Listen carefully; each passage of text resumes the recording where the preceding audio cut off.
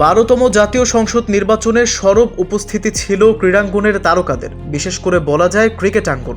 সেই নির্বাচনে মাগুরা 1 থেকে প্রথমবার নৌকা প্রতীকে নির্বাচন করেন সাকিব আল হাসান, আর দ্বিতীয়বারের মতো নড়াইল 2 আসন থেকে প্রতিনিধিত্ব করেন মাশরাফি বিন মুর্তজা। ক্রিকেটাররা ছুটে গিয়েছে মাগুরা নড়াইলে। সেই তালিকায় ছিলেন বর্তমান বিসিবির পরিচালক নাজমুল আবেদিন ফাহিম। মাশরাফি, সাকিব একসঙ্গেও প্রচারণা করেছিলেন। সেই নির্বাচনের পরে দেশে ঘটে গেছে অনেক কিছুই।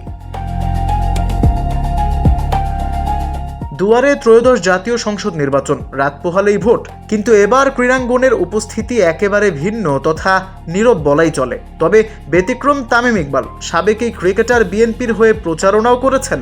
এছাড়া জাতীয় ফুটবল দলের সাবেক অধিনায়ক আমিনুল হক নির্বাচনে দাঁড়ালেও তিনি এখন বেশি পরিচিত বিএনপির দলীয় হিসেবেই। জাতীয় দলে খেলা অবস্থায় এই এক নির্বাচনের কারণে সাকিব আসতে পারছেন না দেশে। জাতীয় দলের হয়ে খেলার ইচ্ছা প্রকাশ করলেও সেই সুযোগও পাননি। অন্যদিকে মাশরাফি একেবারে আড়ালে।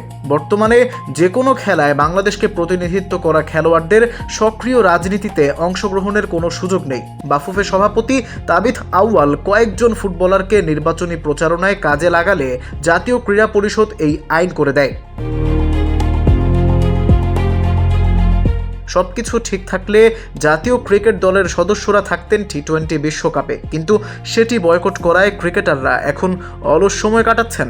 এর মধ্যে নিজেদের ভোট প্রয়োগ করে ভোটের উৎসবে সামিল হওয়ার কথা জানিয়েছেন একাধিক ক্রিকেটার। তবে নানা বিধি নিষেধের কারণে তারা নিজেদের নাম প্রকাশ করতে চাননি। অনেকেই ভোট দিতে চলে গেছেন গ্রামের বাড়িতে।